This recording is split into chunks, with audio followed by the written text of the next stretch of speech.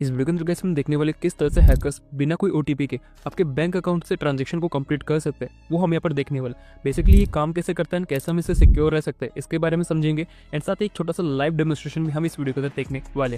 And India one of the best country for digital payment security के लिए and handling के लिए। ऐसा मैं क्यों कह रहा हूँ आगे वीडियो में आपको पता चल ही जाएगा। तो आइए विस्तार से जानते हैं इस वीडियो के अंदर। जब भी हम ऑनलाइन शॉपिंग करते हैं तो हमें पेमेंट गेटवे का सामना करना पड़ता है। अब पेमेंट गेटवे भी दो तरीके के होते हैं, एक होता है 2D पेमेंट गेटवे एंड एक होता है 3D पेमेंट गेटवे। सबसे पहले हम समझते हैं 2D पेमेंट गेटवे काम कैसे करता है। मोस्टली इंटरनेशनल ट्रांजैक्शन पर अलाउ होता है एंड इसके सबसे बड़े प्लेटफॉर्म है स्ट्राइप एंड पेपाल, जो कि आपने देखा भी होगा। जब भी आप अपनी कार्ड डिटेल्स यहाँ पर एंटर करते हैं, पेमेंट गेटवे उसको प्रोसेसिंग करता है एंड सारी चीज़ सही होने के बाद विद इन कुछ ही सेकंड के अंदर उस ट्रांजेक्शन को कंप्लीट कर दिया जाता है। आपके मन में सवाल हो गए तो काफ़ी ज़्यादा अनसिक्योर है, काफ़ी अनसेफ है, बट ऐसा नहीं है। जब भी कार्ड डिटेल्स प्रोसेसिंग हो रही होती है, आपके आईपी एड्रेस के अकॉर्डिंग आपके कार्ड डिटेल्स के रीजन को चेक किया जाता है एंड सब कुछ सही होने के बाद ही उस ट्रांजेक्शन को कंप्लीट किया जाता है। हालांकि 3D के मामले में देखा जाए तो काफ़ी अनसिक्योर है, बट इसको इसलिए अनेबल किया जाता है एक तो आपके ट्रांजेक्शन को फास्ट किया जा सके एंड अगर आपने कहीं पर ऑटो पे अलाउ कर रखा है तो बिना आपको पता लगे आपकी सर्विसेज को ऑटो रिन्यू कर दिया जाए। अब बात करते हैं हम यहाँ पर 3D पेमेंट गेटवे की, जो कि मोस्टली यहाँ पर डोमेस्टिक ट्रांजेक्शन के अंदर होता है, जैसे कि रेजर पे हो गया, हमारा फोन पे पेमेंट गेटवे हो गया।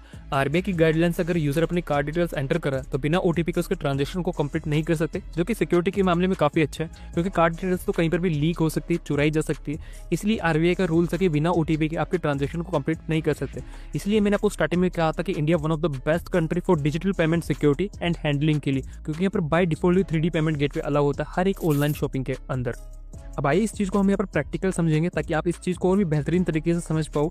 मैंने एक एप्लीकेशन बना रखा है जो कि मेरे स्ट्राइप पेमेंट गेटवे एपीआई को एंड साथ ही हमारे फोन पे पेमेंट गेटवे एपीआई को कनेक्ट कर रखा है। यहाँ पर दोनों हम यहाँ पर ट्रांजेक्शन करेंगे दोनों गेटवे के थ्रू एंड आप देख पाओगे 2D में और 3D में क्या डिफरेंट है।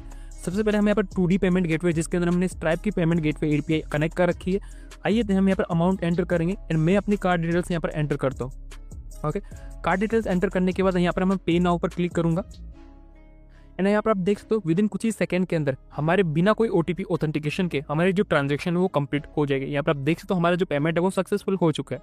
ओके, तो यहाँ पर आपने देखा कि 2D पेमेंट गेटवे के अंदर कोई भी ओटीपी रिक्वायर्ड नहीं होता है, बस आपको कार्ड डिटेल्स एंटर करनी होती है। अब आइए हमारे जो 3D पेमेंट गेटवे जिसके अंदर हमने फोन पे पेमेंट गेटवे की एपीआई कनेक्ट कर रखी, उसको हम यहाँ पर चेक कर लेते हैं। अगेन हम यहाँ पर सेम अपनी कार्ड डिटेल्स को एंटर करेंगे, अमाउंट एंटर करेंगे एंड पे नाउ पर मैं यहाँ पर क्लिक करूंगा एंड आप देख सकते हो अब हमारे पास ओटीपी की ऑप्शन आ चुकी है। अगर मैं कोई भी रॉन्ग ओटीपी यहाँ पर एंटर करूंगा तो यहाँ पर ये जो ट्रांजेक्शन है वो कंप्लीट नहीं हो पाएगी। मुझे सही ओटीपी यहाँ पर एंटर करना होगा एंड जैसे मैं अपना ओटीपी एंटर करता हूँ यहाँ पर आप देख सकते हो कुछ ही सेकंड के अंदर हमारी जो ट्रांजेक्शन है डोमेस्टिक ट्रांजेक्शन वो यहाँ पर कंप्लीट हो सकती है। तो इस तरीके से आपने देखा कि कितना यहाँ पर सिक्योर होता है 3D पेमेंट गेटवे। हालांकि 2D भी पेमेंट गेटवे भी सिक्योर है, बट उतना इनसिक्योर नहीं है जितना कि अगर हम 3D की बात करें।